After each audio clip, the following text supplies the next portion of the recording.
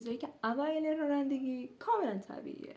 شماره 1 بچه‌ها، کاملا طبیعیه که شما اوایل رانندگی بترسید و احساس کنید که الان به یه جایی میزنید، الان به یه آدمی میزنید و دائما فکرای بد بیاد تو سرتون که خب اگر بزنم به اینجا یه نفر رو بکشم چی؟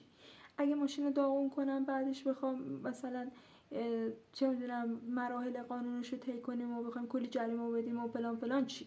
خب این یه چیز کاملا طبیعیه، برای همه پیش میاد، هم تا اون کسی که پای 1 داشته، حتی اون کسی که پشت تریلی میشینه، یا مطمئن باشید اون کسی هم که الان پشت F35 میشینه، مطمئن باشید حتی اونم یه روزی از چه میدونم اینکه بشینی پشت طیاره میترسیده. خب شماره 2 اینکه اعتماد به نفس اگه نداری کاملا چیز طبیعیه.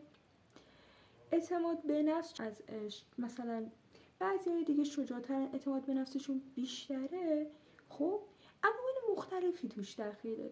حالا که از این عوامل ممکنه جامعه باشه. اگر دقت کرده باشید آقایون اکثرا نترسن. چرا؟ چون از بچگی بهشون میگن که آقا تو راننده به دنیا اومدی، تو میتونی رانندگی کنی و کسی که میشینه پشت فرمون هیچ اینجوری نگاش نمیکنه که یه مرد داره رانندگی کنه، چه چیز جالبی، یا هیچ کی نمیره براش تیکه بندازه، یا هیچ کی پشت سرش اینجوری بوق بوق بوق نمیزنه اگه آروم بره، نه.